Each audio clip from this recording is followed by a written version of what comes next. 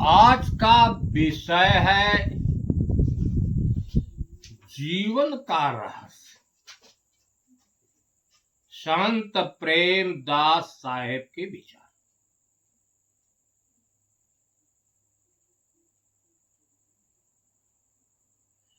कबीर साहब की एक साखी है कि जबले न देखूं अपनी नैना तबले न मानो गुरु की प्रेरणा। अर्थात जब तक हमें अनुभूति न हो, अपने नेत्र से न देखें, तब तक वास्तविक बोध नहीं होता।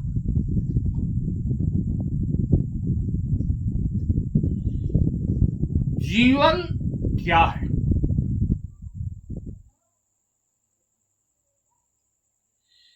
जीवन दो के संयोग से है। एक जड़ से जीवन नहीं होता, न अकेले चेतन से ही जीवन होता। जड़ चेतन जब दोनों का संयोग होता है तब जीवन का रहस्य खुलता है। एक शरीर से जब चेतना निकल जाती है तो मुर्दा हो जाता है, जीवन लीला समाप्त हो जाती है, जीवन खत्म हो गया। जब तक है इसमें चेतन तब तक जीवन का रहस्य है। माध्यम है भजन से, भजन भी सुनिए और अर्थ भी जानिए। संतों देखो दृष्टि पसारे,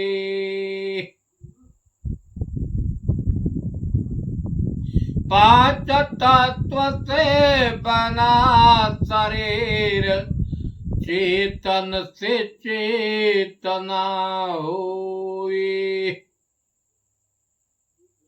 पहली लाइन है कि संतों देखो दृष्टि पसारे।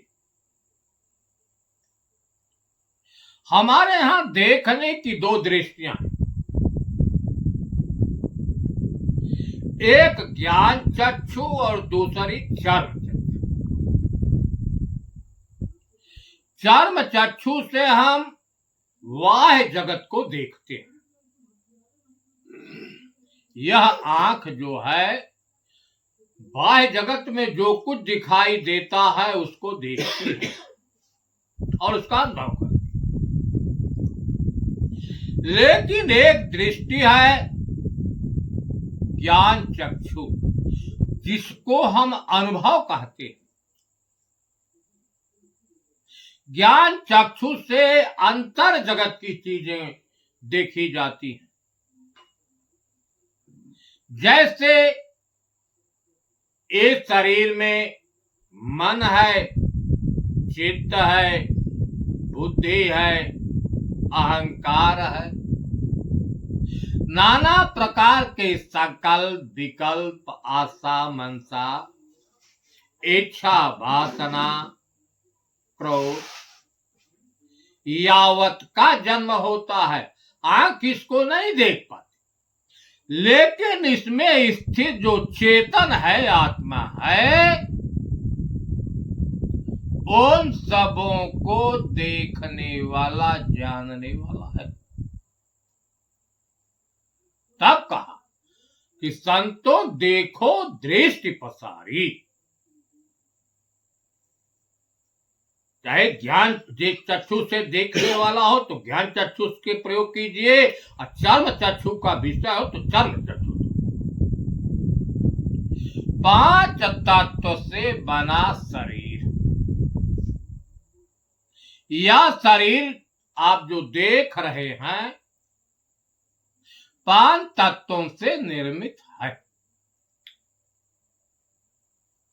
आकाश है, वायु है, अग्नि है, जल है और पृथ्वी।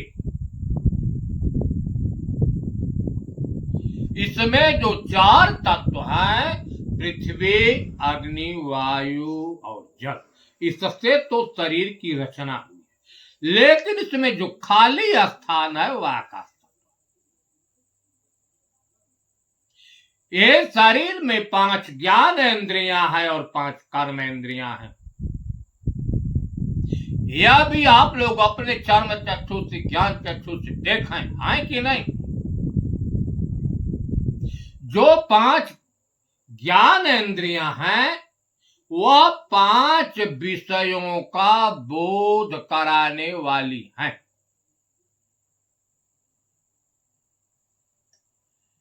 जो 5 तत्व हैं उनके 5 विषय हैं। शब्द जो है आकाश का विषय है, खाली नहीं रहेगा तो शब्द की उत्पत्ति नहीं। शब्द जो है आकाश कान का विषय, कान बता देता है कि शब्द ऐसा है। नेत्र जो है रूप को बता देती है, कोई रूप सामने आएगा नेत्र उसको बता देगा। त्वचा जो है ठंडा है कि गर्म है, नरम है कि कड़ा है, इसका बोध हमें त्वचा से होता है। इसके बाद गंध है, गंध प्रकृति का ही गुण है और कहीं से गंध नहीं आता, गंध प्रकृति का ही गुण। इसको बताने वाले आपकी नाक। और जो रस है उसको जिह्वा बताती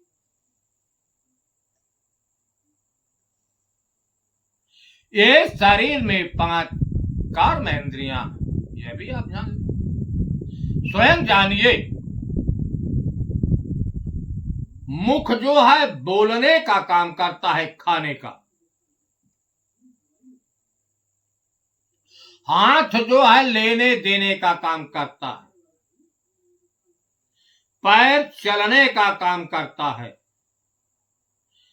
गुदा जो है मल का परित्याग करता है और लिंग से पेशाब बाहर होता है और विषय भोग की पूर्ति भी होती है। यह प्रकृति के ही हैं, इनके पास स्वयं की सत्ता नहीं है। यह चेतन की ही चेतना से चैतन्य होते हैं।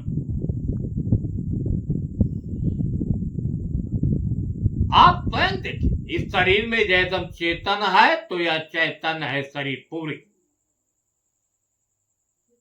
और जब चेतन की चेतना समाप्त हो जाती है तो मुर्दा हो जाता है। शरीर वही है, सारे अंग वही हैं, लेकिन क्रिया शक्ति, ज्ञान शक्ति चेतन की ही है इसके पास स्वयं की सत्ता नहीं। मन, चित्त, बुद्धि, अहंकार जो है इनका संबंध प्रकृति से ही है। यह चेतन की चेतना से कार्य करते हैं। इनका संबंध आत्मा से हमेशा अनादिकाल से संग है। जड़ चेतन संयोग सदा है अनादिकाल से। अब यह विषय है कि जड़ चेतन का संयोग अनादिकाल से है। यह शरीर जब खराब हो जाता है तो यह शरीर जो है 5 तत्वों में विलीन हो जाता है। लेकिन लेख है कि जड़ चेतन का संयोग अनादिकाल से है। कैसे है? एक शरीर में रहने वाले जो मन, चित्त, बुद्धि, अहंकार हैं, यह प्रकृति के ही सार तत्व है। कबीर साहब ने कहा कि माया ते मन उपजय, मन ते 10 अवतार। मन माया तो एक है, माया मन ही समाय इत्यादि कथानकों से यही सिद्ध होता है कि अगर मन की उत्पत्ति माया से है तो चित्त, बुद्धि और अहंकार की उत्पत्ति भी माया से ही होगी।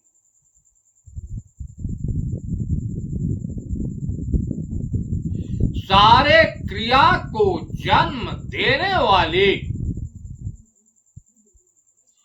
यही मन और बुद्धि है।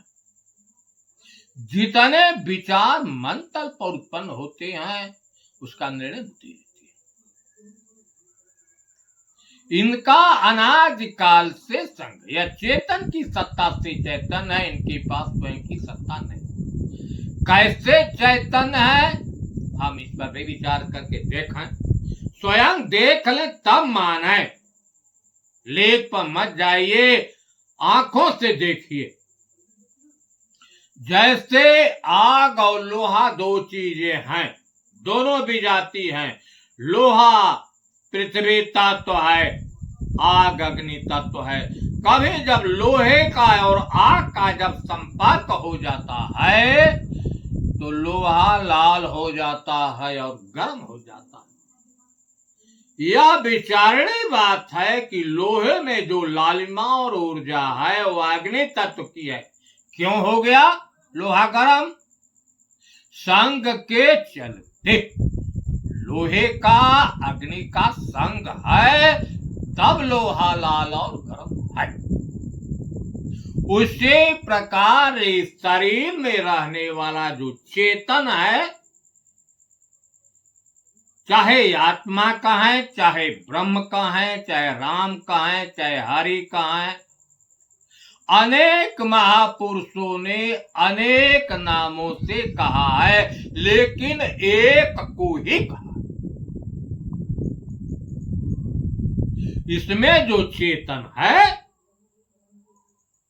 उसी की चेतना से यह मन चित्त बुद्धि अहंकार चैतन्य होते हैं। उनके पास जो क्रिया शक्ति है, करने की क्षमता चेतन की है। ज्ञान शक्ति जो सोचने विचारने की है वह चेतन की है।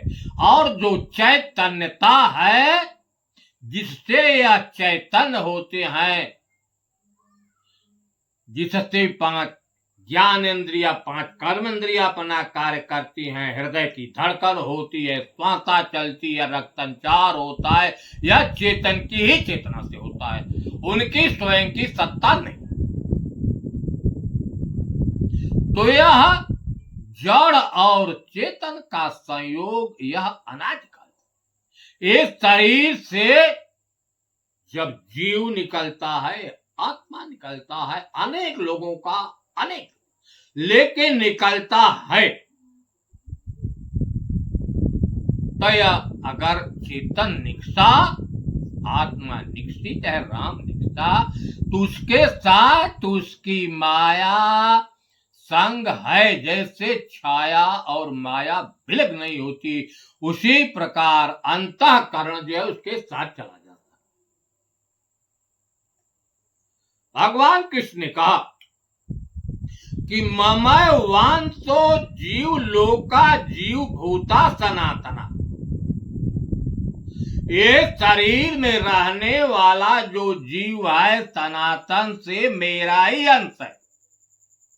मना खष्टानी इंद्रियां प्रकृत स्थानी चक्र। वह क्या करता है कि मन और इंद्रियां अर्थात सारे शरीर में चेतनता ला जाता है। शरीरं यद्वाप्नोति यंचल काम त्रिस्वय ग्रहीत्वैतानि संयाति वायु गंधानि वासना। अगर इससे जब चेतन निकलता है तो उसके साथ या उसकी माया जो है अंतःकरण उसी के साथ चली जाती।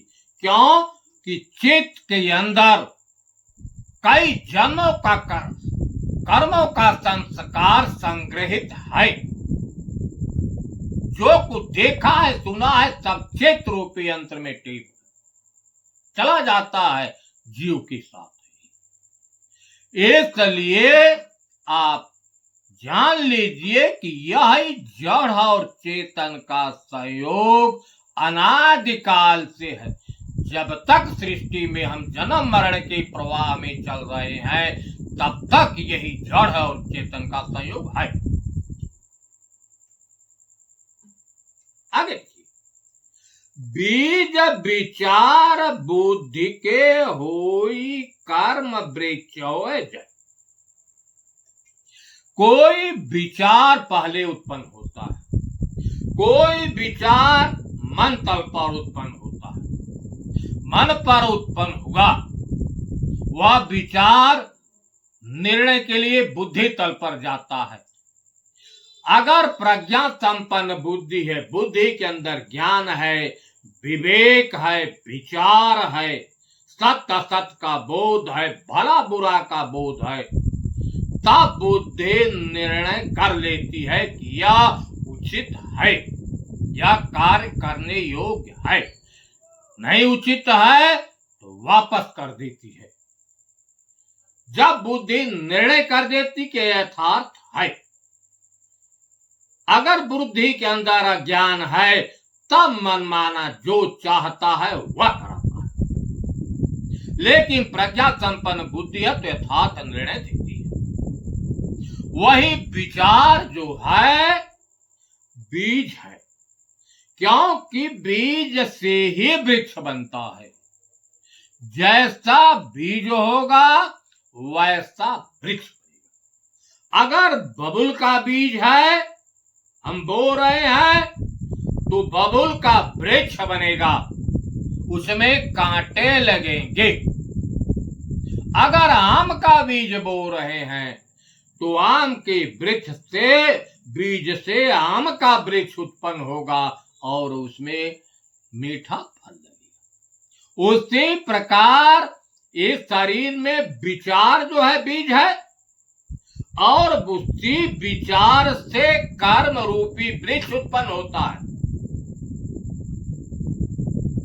कर्म पाप भी होता है और पुण्य भी होता है। कर्म दो भागों में, एक पाप और एक पुण्य। अगर अच्छे कर्म है तो परिणाम अच्छा, अगर बुरा कर्म है तो बुरा। अगर हम पुण्य काम करते हैं, नेक काम करते हैं, निष्काम भाव से करते हैं तो उसका परिणाम बहुत बढ़िया आएगा। आपके जीवन के लिए यह हमेशा अग्रसर करता रहेगा। अगर बुरे परिणाम किए हैं तो उसका कर्म बुरा होगा। बुरे परिणाम भोगने के लिए बार बार शरीर धारण करना। बीज विचार वृक्ष से, बीज विचार बुद्धि से होई कर्म, कर्म वृक्ष में सदा फल लागे पाप से। अरे जोई करता सोई भोगता होई दूजा और यह जान ले कि जो कर्मों का करता होता है भोगता भी वही। जो चोरी करता है लात भी वही खाता है।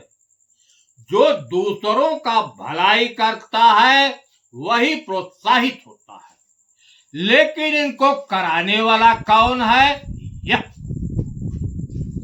सारे कार्य प्रकृति से होई मनहि करावत सोई। कराने वाला कौन है? मन। करने वाली कौन है? इंद्रियां। जो हमारी इंद्रियां हैं, कर्म इंद्रियां हैं, कर्मों को करने वाली वही है। मन कराने वाला है, चाहे कर्म अच्छा हो चाहे बुरा।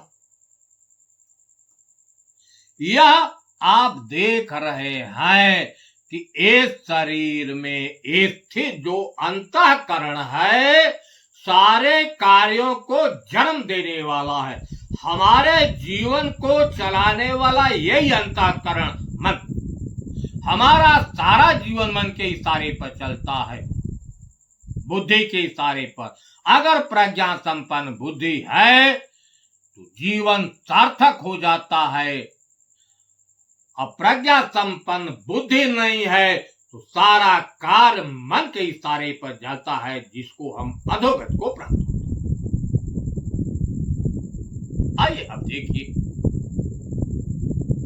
घट में स्थित आत्म होई साक्षी दृष्टा। इस घट में स्थित जो आत्म है, आत्म क्यों कहा गया? यहां पर एक अंधकार है और एक प्रकाश। अंधकार का संबंध है प्रकृति और माया से, प्रकाश का संबंध है आत्मा से। वह प्रकाशक है, उसी के प्रकाश से अंतःकरण समेत सारी शरीर प्रकाशित होती है। प्रकाशक होने की वजह से उसको आत्म कहा। घट में स्थित आत्म होई साक्षी दृष्टा। लेकिन आत्म का इस शरीर में कार्य क्या है, यह भी जानिए। इस शरीर में स्थित जो अंतःकरण है, मन चित्त बुद्धि, इसके अंदर जैसे विचार उत्पन्न होते हैं, मन की दौड़ कहां तक है, मन विषयों में जा रहा है कि भजन कर रहा है कि खिलवाड़ कर रहा है। चित्त की वृत्तियां शांत हैं कि चित्त के अंदर नाना प्रकार की तरंगे उत्पन्न हो रही हैं, अहंकार भी आ जाता है। जो भाव अंतःकरण में उत्पन्न होता है, इसमें स्थित जो आत्मा है, चेतन है, उन सब को देखने वाला है, साक्षी और दृष्टा है। दृष्टा का मतलब देखने वाला, उसी को साक्षी शब्द किया गया। रंग रूप कुछ समझ नहीं, लेकिन कैसा है उसका रंग और रूप कुछ, क्योंकि यह हमारी जो है रंग रूप का वर्णन करने वाली ज्ञानेंद्रियां हैं। आंख देखेगी तभी बताएगी, आंख नहीं देखेगी तो नहीं बताएगी। आंख जो है बाह्य जगत को देखती है, अंतर जगत को आंख नहीं देख पाती। इसलिए बुद्धि को मजबूर होकर कहना पड़ता है कि वह निराकार है, कोई आकार नहीं। लेकिन उसके जो क्रियाकलाप है अंतःकरण में, उसके जो लक्षण हैं वह प्रदर्शित होते हैं। कैसे देखें घट में का लक्षण? आपने सुना कि पहला वह अंतःकरण का साक्षी है, जो कुछ क्रिया अंतःकरण में देखने वाली हुई। यह भी जान ले कि इसमें जो चेतन है, आत्मा जीव है, कभी नहीं सोता। इंद्रियां सो जाती हैं, अंतःकरण सो जाता है, लेकिन इसमें रहने वाला जो चेतन वह कभी नहीं सोता। आप अपनी आंखों से देखें, यह शरीर जो है जागृत अवस्था में, जिस समय हम आप बैठकर बात कर रहे हैं, 5 ज्ञानेंद्रियां 5 कर्मेंद्रियां अपना अपना सारा कार्य करती हैं। श्वासा चलती है, रक्त संचार होता है, दिल की धड़कनें होती हैं, मन की दौड़ भी शुरू है, चित्त के विकार भी शुरू है। लेकिन जो कुछ क्रिया होती है, इसमें स्थित जो है चेतन आत्मा जो है देखने वाला है। जागृत हालत में भी वह सारे क्रियाकलापों को देखता है।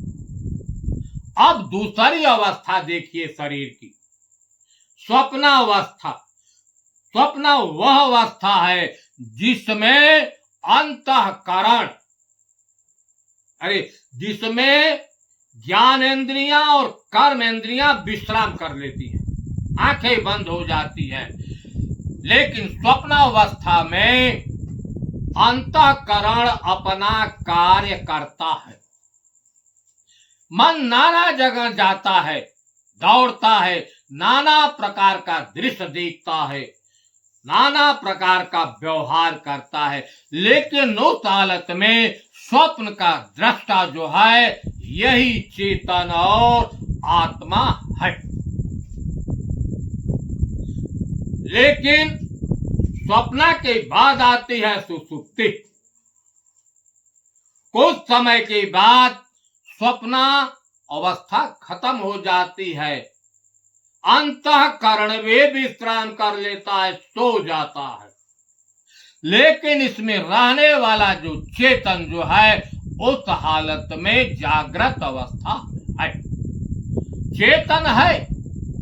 तब श्वासा चलता है, रक्त संचार होती है, दिल की धड़कन होती है, लेकिन क्रिया बंद हो गई। क्योंकि आप देख रहे हैं कि सारे क्रियाओं को जन्म देने वाला यही मन और बुद्धि है। जब मन बुद्धि विश्राम कर लिए तो क्रिया बंद हो गई, लेकिन उस हालत में चेतन जो है साक्षी रूप से। प्रमाण में देखिए, जैसे सीसी कैमरा लगा है, लोग आते हैं जाते हैं, कैमरा देख रहा है, फोटो बन रही है, लेकिन जब नहीं कोई आएगा नहीं जाएगा तो कैमरा तो देख ही रहा है, लेकिन कोई फोटो नहीं बनेगा। उसी प्रकार चेतन भी सुसुप्ति हालत में एकदम जागृत है, लेकिन क्रिया बंद। जब वही फिर जागृति होती है, फिर चेतन जो है साक्षी रूप में देख।